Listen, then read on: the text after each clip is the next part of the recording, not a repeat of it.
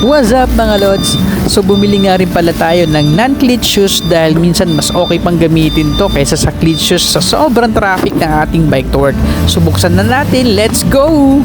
Ang gulo nyo naman mga aso kayo. Wala pagkain dyan.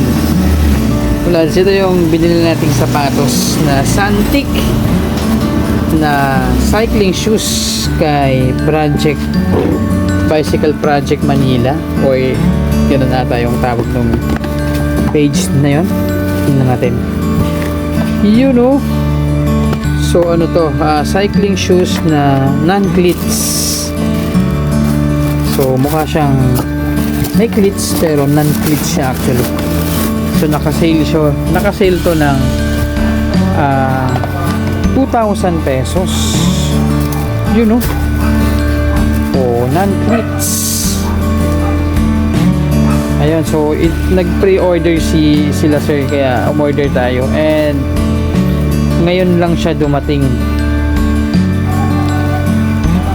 Ayos maganda. Tingnan natin yung partner niya. O diba, tuwa-tuwa yung dalawang chikiting kong aso ko. Alright, ganda. Uy, alas kayo dalawa dyan. So dito ko na si binuksan sa parking, sa sahig na para kitang kita.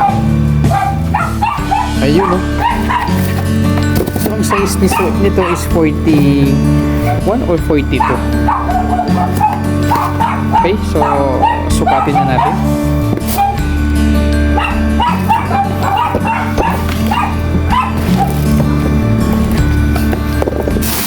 Yan yung kanyang box.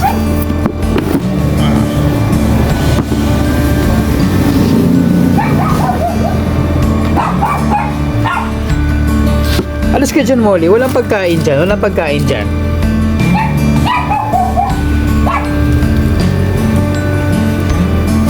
Yan yung kanyang, meron siyang magic tape rito and nakabowa na rin yan.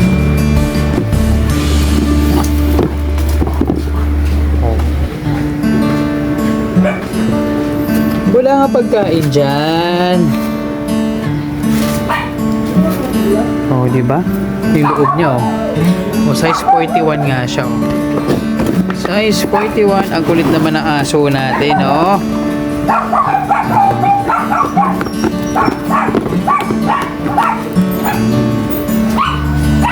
Yung ilalim, lods, tingnan nyo.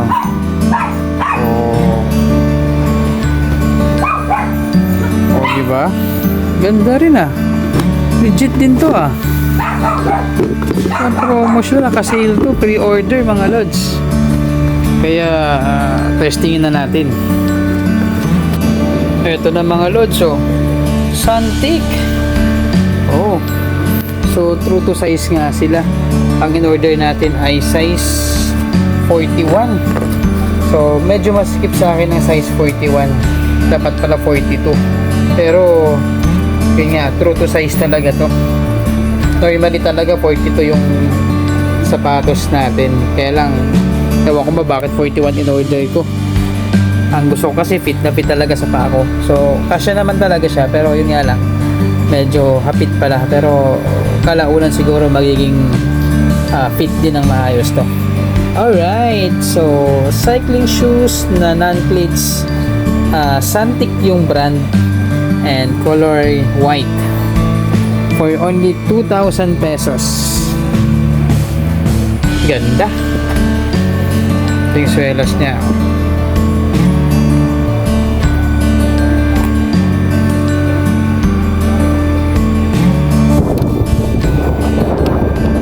Hi Leah, saan ka? Hi.